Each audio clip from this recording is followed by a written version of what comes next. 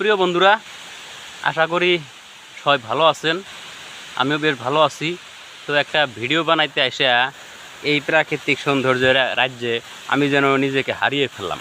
তো সেই কথাটাই, প্রাকৃতিক সৌন্দর্যের মাঝে যদি হারিয়ে যাই, তাহলে এই প্রাকৃতিক সৌন্দর্যতা আমি কিভাবে আপনাদের শেয়ার করব।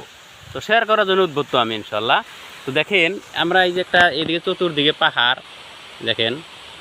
তো একটু বেলাটা এইদিকে থাকার জন্যে ঘন মারছে। এই দেখেন যে পাহাড়ের যে নানা রকমের পানির যে গড়ার দৃশ্য খুব ভালো লাগে।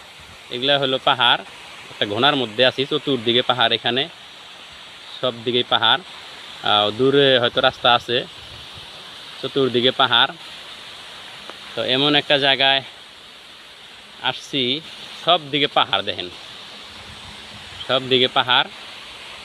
তো এইদিকে আসলে বেলাটা লেদার মারার জন্য ভালো লাগছে। দেখেন কি সুন্দর করে পানি করছে, একদম দেখতে কত চমৎকার। এই দেখেন কি সুন্দর পাহাড়, এগুলা সব দিকে, মানে মনে হয় যে পাহাড়ের মাঝেই এক সুন্দর তৃণভূমি, তার সাথে পাহাড়ের বিভিন্ন রকমের দৃশ্য, যে পানি পড়ছে পাথর থেকে ওপর থেকে ঘুরে ঘুরে, কি চমৎকার সুন্দর লাগছে দেখেন।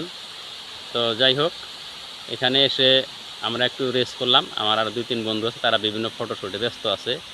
মোটতে কি সৌন্দর্য লাগে দৃশ্যগুলা, অনেক একটা চমৎকার দৃশ্য। এখানে পাথরের যে চাটান বা পাথরের যে সারি, খুব দেখার মতো।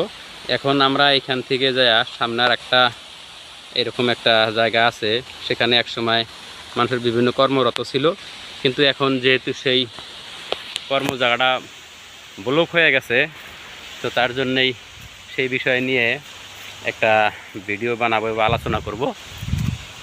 তো আর একবার একটু দেখাই দিলাম সেই প্রাকৃতিক সৌন্দর্যের জায়গাগুলা, খুব ভালো লাগছে মোটতে, যে কি সুন্দর করে পানি পড়ছে।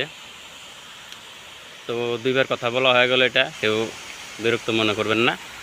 এটি এমন একটি জায়গা যে মনে হয় চতুর্দিকে পাহাড়। আমরা আসলাম কিন্তু এই যে এইটা যে সুরুংটা মানে ফাঁকা আর কি, এই দিক দিয়ে আমরা ন্যাশনাল হাইওয়ে থেকে ঢুকে আসছি। এদিক দিয়ে আমরা এখন যাব। এদিক দিয়ে গিয়ে আমরা এদিক দিয়ে রাস্তা আছে, একবারে যে ন্যাশনাল হাইওয়ে উঠবো। তো আসলে এই জায়গাটা হলো বেতবাড়ি অঞ্চল, চিরাকুটা সোনামুখীর মাঝে এই জায়গাটা। দেখার মতো খুব ভালো জায়গা এটা। তো আমার শেয়ার করার উদ্দেশ্য ছিল যে অনেক প্রাকৃতিক সৌন্দর্য আছে যেগুলো মানুষে দেখে কোনো শেষ করতে পারে না, তার ভিতরে সেরকম একটাই জায়গা এটা। তো সবাই ভালো থাকেন, সুস্থ থাকেন, আপনার সবার প্রতি শুভকামনা রইল।